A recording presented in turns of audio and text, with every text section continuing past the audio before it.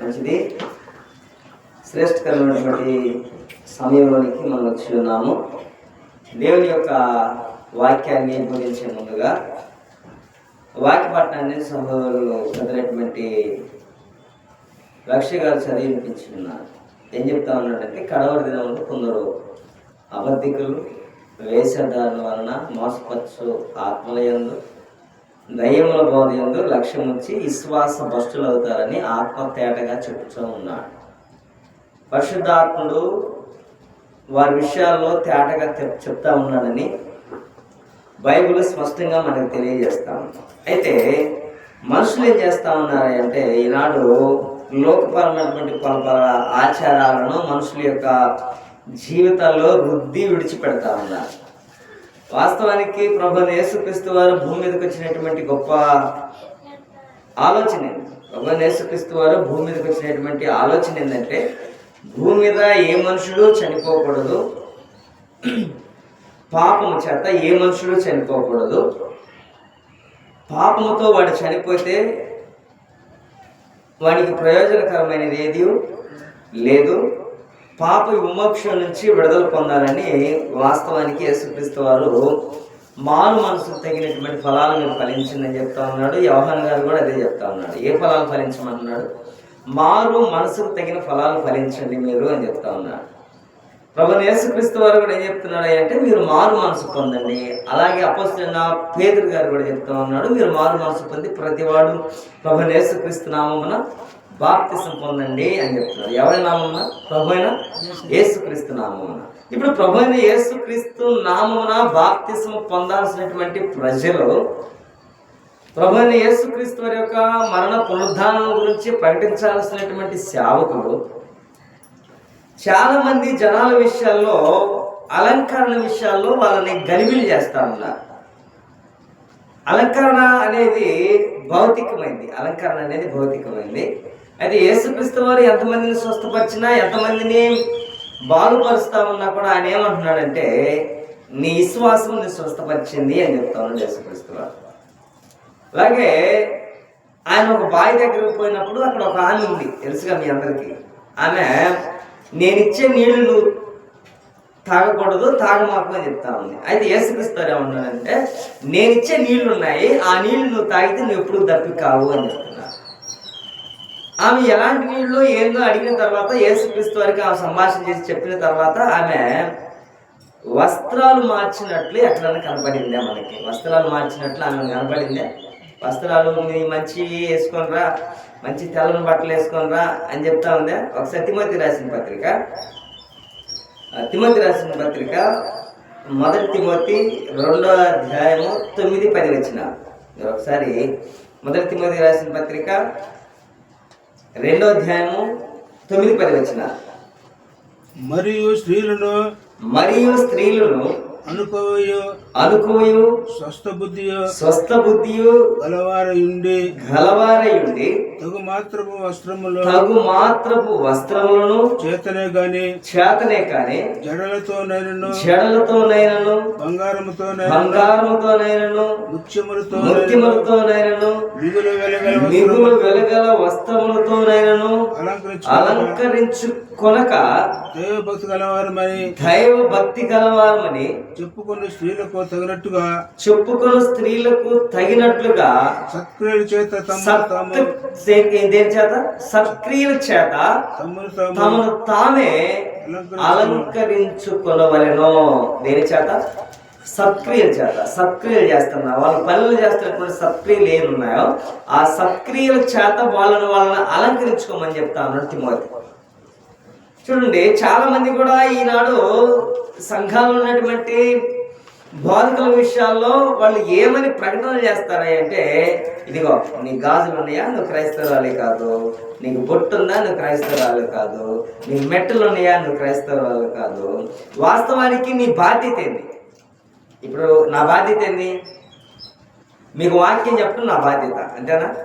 మీరు అలా ఉండాలా, ఎలా ఉండాలా, నీకేంది చెవులు ఉన్నాయి, నీకేంది ముక్కుది ఉంది, నీకేంది కాళ్ళది ఉంది అని చెప్పే అధికారం నాకుందా? లేదండి. బైబిల్ అంటుంది అది పెట్టుకోవటం పెట్టుకోకపోవటం నీ ఇష్టం. నువ్వు దాని విషయంలో ఆర్గ్యుమెంట్ చేయడానికి ఒప్పుకోవట్లేదు బయట. చాలా మంది కూడా ఏం చెప్తారంటే, ఇదిగో నువ్వు అది పెట్టుకుంటే నువ్వు క్రైస్తవురాలు కాదు, నువ్వు క్రైస్తత్వాన్ని కలిగిన దానివి కాదు, లేదా కలిగిన వాడివి కావు.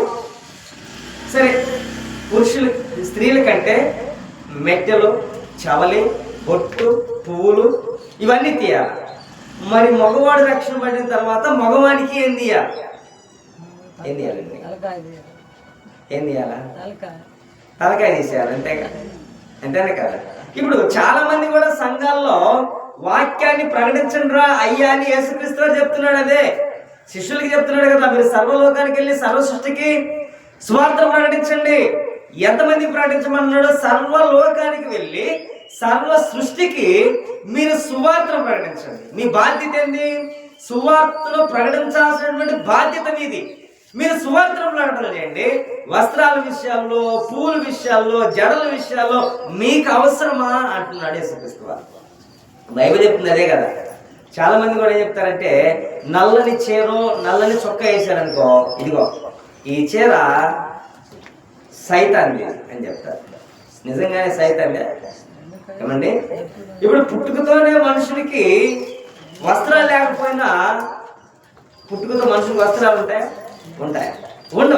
ఉండకపోయినప్పుడు కూడా వాడు పుట్టుకతోనే నల్లని ఒక ఆకారం ఉంటుంది. ఎక్కడండి అమ్మ? కాదు, మనిషి పుట్టుకతోనే వాడికి నల్లని ఆకారం దేవుడు ఇస్తాడు. ఎక్కడ? తల మీద అందరికీ నల్లని వెంట్రుకలే ఉన్నాయి. పుట్టుకతోనే నల్లని వెంట్రుకలు దేవుడు ఇచ్చాడు. ఇప్పుడు అంత మాత్రాన నలుపు దేవుని చిత్తానుసారమైంది కాదైతే ఇప్పుడు తలని ఏం చేయాలి? తీసేయలేదా? మరి తలను తీసేయాలంటే సాంసన్కి ఏం చెప్తున్నాడు దేవుడు? నీ కుమారుడి మీద కత్తి పెట్టవద్దు, వాడి చౌరపు కత్తి వాడి మీద పెట్టవద్దు. ఇప్పుడు నల్లనేది దేవునికి ఇష్టం లేకపోతే శాంసోనికి ఆ మాట చెప్పగలిగే సామర్థ్యం దేవుడికి ఉందా? దేవుడు పక్షపాతి కాదండి. వాళ్ళకు ఒకలాగా వీళ్ళకి ఒకలాగా తీర్పులు చెప్పడానికి దేవుడు పక్షపాతి కాడు. కానీ దేవుడు ప్రతి వాడికి కూడా ఒకటే మాటని చెప్తాడు. కానీ వీళ్ళేం చెప్తారో తెలుసా? ఏం చెప్తారంటే, జనాలకు కావలసినటువంటి దాన్ని నేర్పించరు. వాక్యాలను జనాలకు కావాలంటే వాక్యాలను నేర్పించరు. పిట్టకథలను చెప్పేవాళ్ళు కొంతమంది, వస్త్రాల గురించి చెప్పేవాళ్ళు కొంతమంది. మొన్న ఈ శాలే మన పాపం ఇబ్బంది పెట్టారు తెలుసా మీకు? ఆయన ఏదో పూల విషయంలో ఒక వ్యక్తిని తప్పుగా ఏదో తప్పన్నాడో ఒప్పన్నాడో తెలియదు, దాని విషయంలో ఆ అన్నయ్య మీద పెద్ద అది చేశారు. ఎందుకంటే దైవ వాక్యాన్ని చెప్తా ఉన్నప్పుడు నోరు కండిషన్లో ఉండాలి. నోరు కండిషన్లో ఉండకపోతే తేడా పడుతుంది. అలాగనే వాక్యాన్ని కూడా సత్యాన్ని ప్రకటిస్తూ ఉండాలి. జడల విషయాల్లో, వాటి విషయాల్లో, వీటి విషయాల్లో చాలా మంది కూడా ఇప్పుడు ఈనాడు ఎలా ఉన్నారంటే, యేసుక్రీస్తు వారు చనిపోయిన వాళ్ళ దగ్గరకు పోయాడా లేదా? యేసుక్రీస్తు వారు పోయి చనిపోయిన వాళ్ళని లేపాడు, రోగులను స్వస్థపరిచాడు. కానీ ఈనాడు సంఘాలు ఉన్నటువంటి బోధకులు ఒక సిద్ధాంతాన్ని తెచ్చారు. ఏ సిద్ధాంతాన్ని తెచ్చారంటే, మీరు అదిగో వాడు మన సంఘస్థుడు కాదు, వాడు విశ్వాసి కాదు, వాడి కాడికి పోయి మీరు చూడవద్దు, చనిపోయిన వాడి కాడికి పోవద్దు అని చెప్తున్నారండి సంఘాల్లో బోధకులు. అరే పచ్చగా ఏదన్నా ఫంక్షన్ చేసుకున్నారనుకో, నిన్ను ఆహ్వానించినప్పుడు నువ్వు కృతజ్ఞతగా ప్రార్థన పెట్టడానికి పో, అవకాశం ఉంది కదా లేదా? అవకాశం ఉంది. వాళ్ళు పిలిచిన ద్వారా నీ యొక్క కంఠ శబ్దం ద్వారా దేవుడు నీకు ఇవ్వబడినటువంటి సామర్థ్యాన్ని బట్టి నీవు కూడా పోయి ఒక 10 మందికి సువార్తను ప్రకటన చేసే సామర్థ్యం దేవుడు నీకు ఇచ్చాడు కదా, ఇవ్వలేదా? దానిని కూడా నేను చేయనంటున్నానండి. మేము ఫంక్షన్లో పోయే వాళ్ళం కాదు, చనిపోయిన వాళ్ళకి అడిగి పోయే వాళ్ళం కాదు. మరి అడిగిపోతారండి. ఈడ దరిద్రుడు చనిపోయినా, వ్యభిచారి చనిపోయినా, దొంగతనం చేసేవాడు చనిపోయినా, పరిశుద్ధుడు చనిపోయినా ప్రతి వాళ్ళు పోయి ఎక్కడ ఉండాలండి? ఎక్కడ ఉండాలి? క్రీస్తు న్యాయపీఠం ఎదుట నిలవబడాలి. ప్రతి వారు కూడా క్రీస్తు ప్రభు దగ్గర తీర్పు తీర్చినప్పుడు నిలబడాలి. కానీ వీళ్ళేమంటారు తెలుసా? భూమి మీదగో వాడు పాపండి. యేసుక్రీస్తు వారు కూడా ఆయన అందరికీ సువార్తను ప్రకటన చేస్తా ఉన్నప్పుడు శాస్త్రులు, పరిచర్యులు వాళ్ళ మధ్యలోనికి పోయి అడ్డుకొని ఆయన ఏమన్నాడు తెలుసా, ఇతడు పాపులతో కూడా కూర్చొని భోజనం చేయించున్నాడేమి అని చాలా సనుక్కుంటా ఉన్నారు. మీరు లోకసువార్త 15 అధ్యాయం చూస్తే అక్కడ కనిపిస్తూ ఉంటుంది అక్కడ ఆ మాట. వాళ్ళ హృదయాల్లో తమను తామే చాలా సనుక్కొనుచూ ఉన్నారు. ఎందుకు సనుక్కొనుచూ ఉన్నారంటే వాళ్ళు తమకు తామే నీతిమంతులు అనుకుంటున్నారంట. వాళ్ళు ఎలా అనుకుంటున్నారు? తమకు తామే నీతిమంతులు అనుకుంటున్నారంట. ఎందుకు వాళ్ళు తమకు తాము నీతిమంతులు అనుకుంటున్నారంటే, అసలు మేము ధర్మశాస్త్రంలో పండితులము, దాని విషయంలో మేము బాగా కిష్టేసి కూర్చున్నాము, ఇప్పుడు ఎవడో వచ్చాడు క్రీస్తు అంట, ఈడు అన్ని చెప్తా ఉన్నాడు, అసలు వీడి మీద ఏదో ఒక నేరం మోపి ఈయన ముందు పంపించేసేయాలి, లేదా జైల్లో పెట్టేసేయాలి, లేదా చంపివేయాలని వీళ్ళు పన్నాగా పట్టారు. కానీ వాస్తవానికి లాస్ట్కి గెలిచింది ఎవరు గెలిచారండి? వాళ్ళు ఒకవేళ యేసుక్రీస్తు వారి యొక్క దేహాన్ని చంపివేశారు, కానీ ఆయన ప్రకటించినటువంటి సువార్తను మాత్రము ఆపగలిగే వాళ్ళు, బంధించగలిగే వాళ్ళు ఎవరైనా ఉన్నారా భూమి మీద? ఇంకా విస్తరింపజేస్తా ఉంది సువార్త ఒక్కడు భూమి మీదకి వచ్చి సువార్తను ప్రకటన చేసినప్పుడు ఈ సువార్త అనేకమైన ప్రజలకు విస్తారంగా అందబడతా ఉంది. కానీ ఈ సువార్తను విస్తారంగా అందబడతా ఉన్నప్పుడు సత్యాన్ని గ్రహించలేకపోతా ఉన్నారు జనాలు.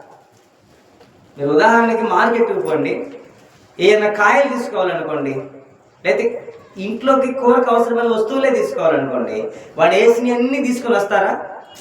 వాడు ఏదేస్తే అది తీసుకొని కవర్ పట్టుకొని వస్తారండి? వస్తారా? రారు కదా. ఇప్పుడు ఏదైతే మనకు నచ్చుద్దో దాన్ని వేరి ఏం చేస్తాం? కాటాలు వేస్తాం. ఎందుకంటే మంచివి నేను తీసుకోవాలి. కేవలము భౌతికంగా కొంత ఆహారాన్ని కడుపు నింపుకున్నట్టుకే ఇంత శ్రేష్టకరమైనటువంటి పళ్ళు, కాయలు నాకు కావాలని ఆలోచన చేస్తా ఉన్నప్పుడు, పరలోకానికి కావాలనుకున్నప్పుడు వాక్యాలను ఎందుకు పరిమార్శించటం లేదు? ఎందుకు దాని విషయాల్లో మీరు ధ్యానం చేయటం లేదని అడుగుతా ఉన్నాను. ఎందుకు దేవుని యొక్క వాక్య విషయంలో మీరు అజాగ్రత్తగా ఉంటున్నారు?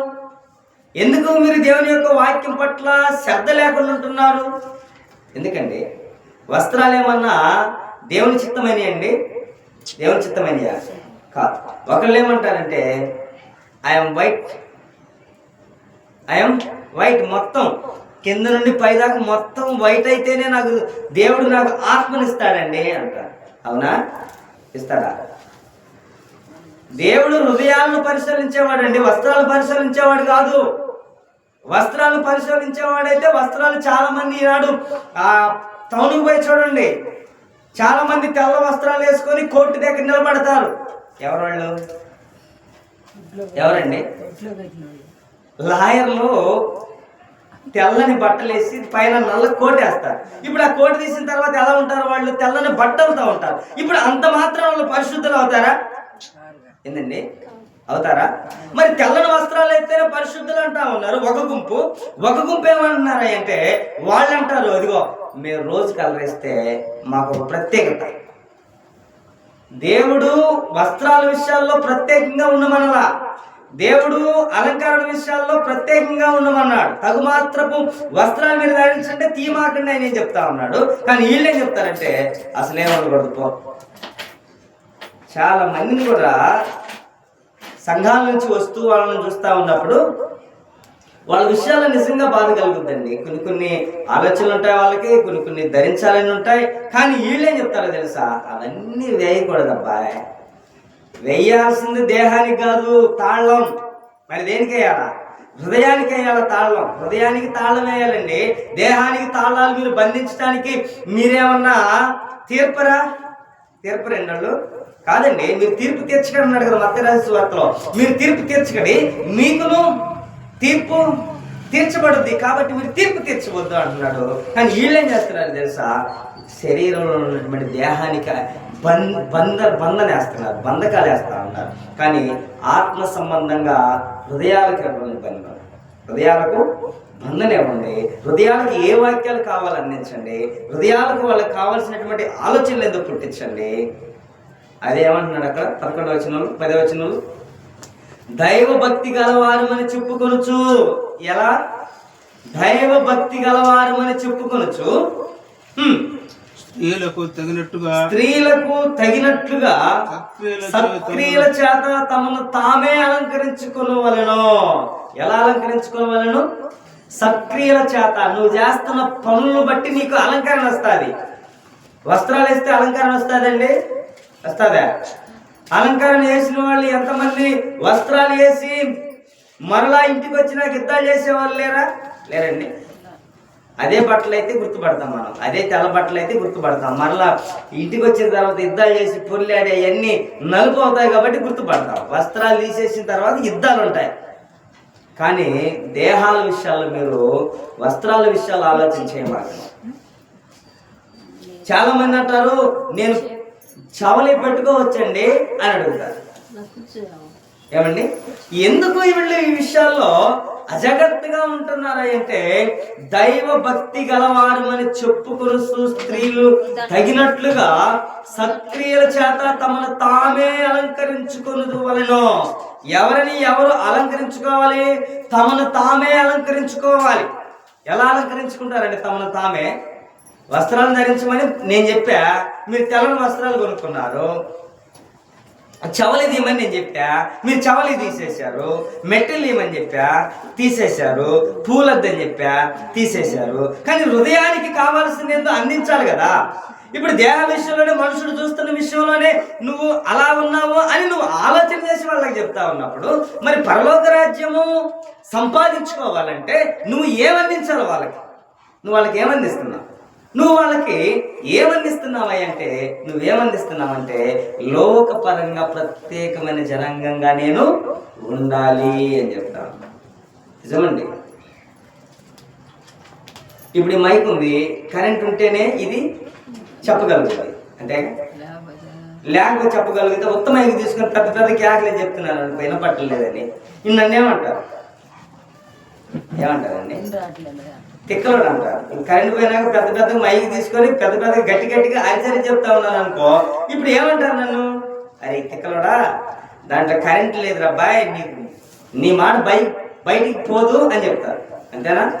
అలాగే ఆత్మల్లో, హృదయాల్లో దేవుని యొక్క వాక్యాలు కాకుండా అలంకరణ మీద మనుషులు పెట్టారనుకో, మీరు దైవభక్తి కలిగిన వారిని చెప్పుకోవడానికి తగిన స్త్రీలుగా మీరు ఉండరు.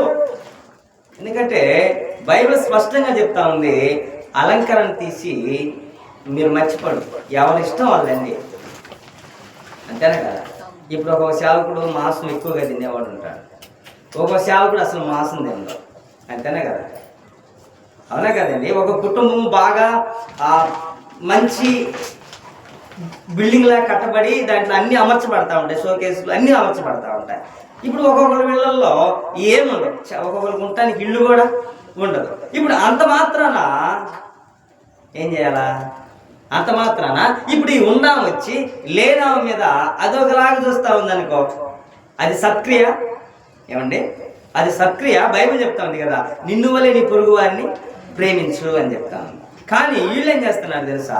సంఘాల్లో కూడా భేదాలు, సంఘాల్లో కూడా కలహాలు. మీరు చూడండి, సంఘాల్లో అందరూ ఒకే చర్చిలో కూర్చుంటారు, ఒకే చాటు ఉంటారు, ఒకే పాత్రలో చేయవేస్తారు, ఒకే రొట్టెను తీసుకుంటారు.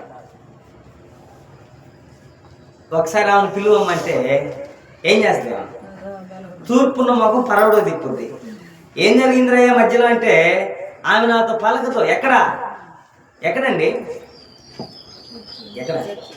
సంఘాల్లో. ఈ సంఘాల్లో జరుగుతూ ఉన్నాయి కలహాలు. వస్త్రం ధరించుకోవాల్సింది సంఘాల్లో ధరించుకోండి. ఆత్మ సంబంధమైనటువంటి కట్టడలు కట్టబడతా ఉన్నప్పుడు క్రీస్తు ప్రభువారి యొక్క శరీరంలో మనము అవయవాలమై ఉన్నప్పుడు వీటిని సరి చేసుకోవాలా.